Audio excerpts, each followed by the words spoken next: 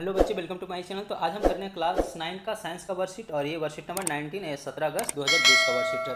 और ये देख रहे हैं चैप्टर साइंस में क्या पढ़ना है, जीवन की मौलिक इकाई। इससे पहले हम लोग पढ़ रहे थे केमिस्ट्री का चैप्टर पढ़ रहे थे। आज देखिए बायोलॉजी का पहला चैप्टर स्टार्ट हुआ है, ठीक है। तो यहाँ पर हम इसके बारे में देख रहे हैं, यहाँ पर इसके बारे में बताया गया और उसके बाद 4 क्वेश्चन दिए गए हैं, चारों को एक एक करके हम आंसर करेंगे। सबसे पहले इसको समझ लेते हैं।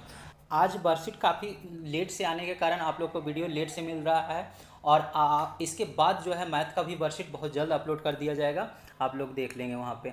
तो चलिए, अगर जो आप लोग अभी तक मेरे चैनल को सब्सक्राइब नहीं किया है तो मेरे चैनल को सब्सक्राइब कर लें, साथ साथ में बेल आइकन को भी दबा लें, जिससे कि मेरा वीडियो आप तक पहुँच सके। यहाँ पर देखिए लिखा है, जिज्ञासा दीदी, प्याज की झिल्ली को सूक्ष्मदर्शी से देखने पर हमें उसकी छोटी छोटी आयताकार कोशिका दिखाई देती है। यानी जब हम सूक्ष्मदर्शी के पास प्याज के छिलके जब ले जाएंगे तो उसमें देखेंगे कि उसको उससे जब देखेंगे तो उसमें छोटे छोटे आकार, मतलब आयताकार नुमा आकृति दिखाई पड़ता है। उसी को हम क्या बोलते हैं, कोशिका बोलते हैं। और यहाँ पर देखिए सूक्ष्मदर्शी को क्या बोलते हैं इंग्लिश में, कंपाउंड माइक्रोस्कोप। तो ये याद रखेंगे आप लोग।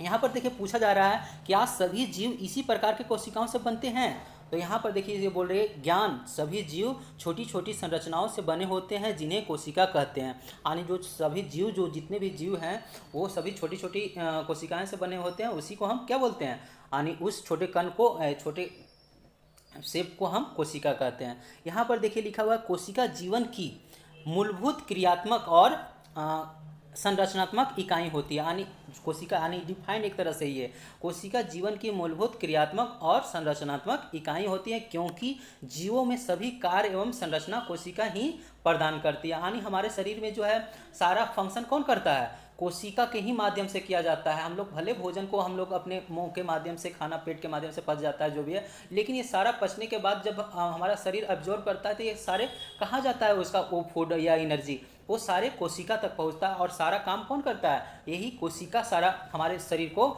मजबूत या स्ट्रेंथ देने में मदद करता है, ठीक है। तो यहाँ पर देखिए, यहाँ पर लिखा हुआ है, जीव दो प्रकार के होते हैं। पहला है एक कोशिकीय और दूसरा है बहुकोशिकीय।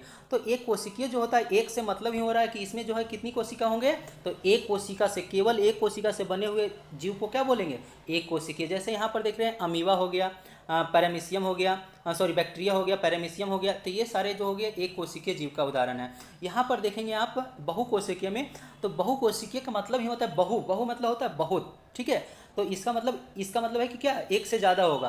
तो ये देखिए है, जीव जैसे पादप जंतु कवक, यानी पादप में, जंतु में, कवक में अनेक कोशिकाएं से मिलकर विभिन्न कार्य करती है, उसी को हम क्या बोलते हैं, बहुकोशिकीय बोलते हैं। यहाँ पर देखिए कोशिकाएं जो होते हैं, कोशिकाएं बहुत सारे कोशिका मिलके कोशिकाएं, यानी एक तरह से कहें तो कोशिकाएं बनाती हैं। कोशिका बहुत सारे कोशिकाएं मिलके आपस में क्या बनाते हैं, एक ऊतक का निर्माण करते हैं। और बहुत सारे ऊतक जो है मिलके अंग बनाते हैं, और बहुत सारे अंग मिलके क्या बनाते हैं, अंग तंत्र बनाते हैं। और बहुत सारे अंग तंत्र मिलके हमारा क्या बनता है, बॉडी, एक तरह से शरीर है, ठीक है। तो इस तरह से इसका यहाँ पर देखिए, दीदी क्या सभी कोशिकाएं एक जैसी होती है? तो ये पूछ रहा है, क्या सभी एक जैसी होती है? नहीं, ज्ञान संरचना के आधार पर कोशिका दो प्रकार के होते हैं। पहला है प्रोकैरियोटिक कोशिका। प्रोकैरियोटिक का इंग्लिश वर्ड में ही लिखा गया है, ये इंग्लिश में ही आता है, हिंदी इसका कोई ऐसा वर्ड नहीं है, ठीक है। तो ये आप ऐसे ही याद रखेंगे। प्रोकैरियोटिक कोशिका, इन सरल कोशिकाओं में केंद्रक झिल्ली नहीं होती, यानी केंद्रिक झिल्ली नहीं होती, यानी प्रोकैरियोटिक में उसको बोलते हैं, ये सरल कोशिका के होते हैं, यानी एक साधारण प्रकार का कोशिका से बना होता है। और इसमें जो होता है झिल्ली, यानी जो बाहर से जो झिल्ली नुमा होता है वो नहीं होता है। उस जैसे यहाँ पर एग्जाम्पल देख रहे हैं बैक्टीरिया। और एक दूसरा जो होता है यूकैरियोटिक, इसको यानी एक तरह से यहाँ यूकैरियोटिक कोशिका में इनमें जटिल कोशिकाएं होती हैं, यानी एक तरह से मजबूत कोशिका होता है, ठीक है। और यहाँ पर देखिए कोशिकाओं में एक मतलब इसमें जटिल कोशिकाओं में केंद्रक, कोशिका, अंग झिल्ली युक्त होते हैं, यानी इसमें जो है केंद्रक और कोशिका युक्त, कोशिका, अंग झिल्ली युक्त होते हैं। तो यहाँ पर ये समझेंगे। यहाँ पर देखिए लिखा हुआ है, यह भी दो प्रकार के होते हैं, यानी जो यूकैरियोटिक जो होते हैं ये भी दो प्रकार के होते हैं। एक होता है पादप यूकैरियोटिक कोशिका और दूसरा होता है जंतु यूकैरियोटिक कोशिका। तो पादप तो जानते होंगे, जो पादप हमारे पेड़ पौधे जो हैं ये ग्रुप में आते हैं जो भी, तो उसको हम पादप बोलते हैं। और जो जंतु, जो भी छोटे से बड़े लेके बड़े तक जो जीव होते हैं उसको जंतु ग्रुप में रखा जाता है, यानी इसी को इंग्लिश में हम एनिमल ग्रुप बोलते हैं। हम लोग भी जो है आदमी इसी ग्रुप में आते हैं, ठीक है। यहाँ पर देखिए ये प्रोकैरियोटिक और यूकैरियोटिक का दोनों का अंतर दिया गया। तो ये देखिए प्रोकैरियोटिक जो होता है आकार में काफ़ी छोटा होता है, यानी 1 से 10 यूएम तक होता है, और यूकैरियोटिक जो होता है इसका आकार बड़ा होता है और ये 5 से 100 यूएम तक होता है। यहाँ पर एक चीज़ और जानेंगे, यहाँ पर यूएम जो है, एक यूएम का मतलब होता है, यहाँ पर वैल्यू होता है 10⁻⁻6 मीटर, ये याद रखेंगे आप, ठीक है। तो ये आकृति आकार का साइज होता गया।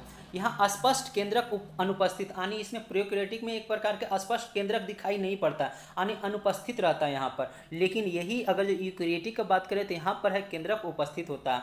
यहाँ केंद्रकाय उपस्थित और केंद्रिका उपस्थित, इसमें भी केंद्रिका उपस्थित, यानी इसमें केंद्रकाय उपस्थित होता है, इसमें केंद्रिका उपस्थित होता है। अब ये सारे जो वर्ड हैं, केंद्रिका या केंद्रक या केंद्रकाय, तो ये सारे हम आगे पढ़ेंगे ना। केंद्रक अभी अभी कोशिका हम पूरा डिटेल नहीं, अभी बहुत इसका पार्ट है बहुत, हम इसे डिटेल में पढ़ेंगे आगे, तो वहाँ हम समझ जाएंगे। यहाँ पर आप इतना ही समझेंगे। चलिए यहाँ पर देखिए विशिष्ट अंग अनुपस्थित। यहाँ पर जो होते हैं अलग अलग प्रकार के अंग नहीं होते हैं, क्योंकि ये छोटे आकार के होते हैं, तो यहाँ पर विशिष्ट अंग अनुपस्थित होते हैं। यानी हमारे शरीर में जैसे अलग अलग अंग तंत्र होते हैं, हार्ट अलग हो गया, फेफड़ा अलग हो गया, लंग्स अलग हो गया, लंग्स तो वही हिंदी का हो गया, स्टोमच अलग हो गया, तो ये सारा प्रकार के अलग अलग अंग होते हैं। लेकिन अगर जो छोटे जीव होते हैं उसमें सारा एक ही में होता है, यानी अंग तंत्र अनुपस्थित होते हैं। उसी तरह से यहाँ पर विशिष्ट झिल्ली युक्त कोशिका अंगक उपस्थित, यानी यहाँ पर सारे अंग क्या होते हैं, उपस्थित होते हैं। यहाँ पर देखिए सिर्फ एक क्रोमोजोम, यानी इसमें क्रोमोजोम यानी जो होता है गुणसूत्र, वो यहाँ पर एक ही होता है। यहाँ पर जो होता है यूकैरियोटिक में एक से अधिक होता है। जैसे हम लोग में कितना क्रोमोजोम होता है, तो 23 जोड़ा होता है, यानी 46 होता है। उदाहरण यहाँ पर देखिए, यहाँ पर प्रोकैरियोटिक में जो है बैक्टीरिया इसका उदाहरण है। यहाँ पर यूकैरियोटिक का उदाहरण पादप वर्ग हो गया, जंतु वर्ग हो गया, कवक वर्ग हो गया, तो ये सारे आ जाते हैं यूकैरियोटिक में। चलिए यहाँ पर हम देखते हैं, यहाँ पर जो दिया गया है मेन इंपॉर्टेंट पॉइंट, यहाँ पर देखिए कोशिका का सबसे पहले रॉबर्ट हुक ने पता लगाया था, यानी इसका सबसे पहले खोज कौन किया था, तो रॉबर्ट हुक ने किए थे, ठीक है। लेकिन लुवेन हॉक ने सबसे पहले जीवित कोशिका यानी जो जीवित था उसको पता लगाया था, ये लुवेन हॉक ने लगाया था, ठीक है। यहाँ पर देखिए कोशिका सिद्धांत दिया गया, यानी कोशिका सिद्धांत सभी जीव कोशिकाओं से बने हैं और सभी कोशिकाएं पूर्ववर्ती पहले वाली कोशिकाएं से बनी होती है। यहाँ पर देखिए कोशिका सिद्धांत जो है, यहाँ पर नाम नहीं दिया गया है, यहाँ पर इसका जो है फॉर्मेशन, यानी ये कोशिका सिद्धांत कौन दिए थे, तो स्लाइडेन एवं स्वान दिए थे। आप इंग्लिश वर्कशीट में देखेंगे तो इंग्लिश के वर्कशीट में साफ लिखा हुआ है, यहाँ पर नहीं लिखा गया है, ठीक है। तो आप वहाँ से देख के लिख सकते हैं कि कोशिका सिद्धांत कौन दिए थे, स्लाइडेन एवं स्वान ने दिए थे। तो ये आप उसको जरूर नोट कर लेंगे अपने कॉपी में। यहाँ पर देखिए लिखा हुआ है कि ये सभी कोशिकाएं पूर्ववर्ती पहले वाली कोशिकाएं से बनी होती है। पूर्ववर्ती कहने का मतलब कि सभी जितनी भी कोशिकाएं होती हैं उसका जो निर्माण होता है एक सेल से होता है, और एक ही सेल क्या होता है, बढ़ते जाता है, डिवाइड होते जाता है, 1 से 2, 2 से 4, 4 से 8 और 8 से 16, इस तरह से बढ़ते चला जाता है, बहुत संख्या में ये सेल बन जाते हैं, ठीक है। चलिए हम यहाँ पर क्वेश्चन करते हैं। तो क्वेश्चन यहाँ देखिए लिखा हुआ है, कोशिका की परिभाषा लिखें। तो कोशिका की परिभाषा यहाँ पर आप यहाँ से दे सकते हैं, यहाँ पर बहुत इजली वे में दिया गया था, इसीलिए हमने इसका वर्षीट मतलब अलग से क्वेश्चन नहीं तैयार किया है। तो यहाँ पर देखिए कोशिका जीवन की मूलभूत क्रियात्मक एवं संरचनात्मक इकाई होती है, ठीक है। तो ये आप यहाँ से कर देंगे, ठीक है। तो ये आपका हो जाएगा। दूसरा, अगर जो आप लोग कहेंगे कि मतलब इसका आंसर लिख के हमें प्रोवाइड करवा दीजिए, तो हम अपने PDF के माध्यम से या तो इसका वीडियो के माध्यम से हम प्रोवाइड करवा देंगे आप लोग तक।